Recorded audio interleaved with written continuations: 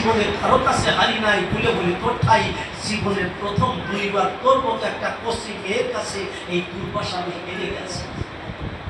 আমার 5টা সন্তান দেওয়ার মতো ক্ষমতা এখনো আছে, 100 সন্তান দেওয়ার ক্ষমতা চলে গেছে, আমি আর দিতে পারবো না, এখনো 5টা সন্তান দিতে পারবো।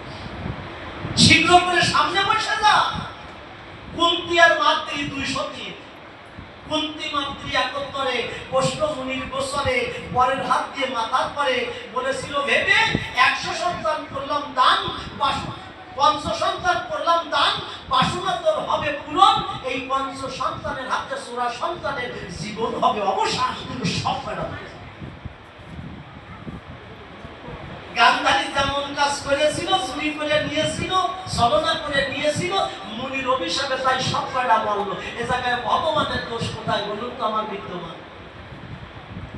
তাই যে যেমন কর্ম করে আসিয়া এই চরাচরে তার জন্য সেই কর্মফল হয়ে যায় জমা, সুদাসুলে তাহা পাবে অন্তর দিয়ে দেখুন ভেঙে, হবে না তার 1 বিন্দু বেশি কিংবা কমা, যে যে কর্ম করবে সেই কর্মফলে তারে ধরবে।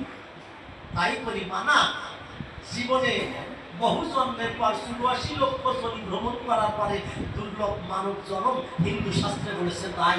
আর যদি মানুষের মতো মানুষ হতে পারে, মৃত্যুর পরে আবার উন্নত মানুষ হয়ে জন্মায়, তারা হচ্ছে পুরাতন মানুষ। আর যারা পশু জন্ম ভেদ করে আসে তারা হচ্ছে নূতন মানুষ।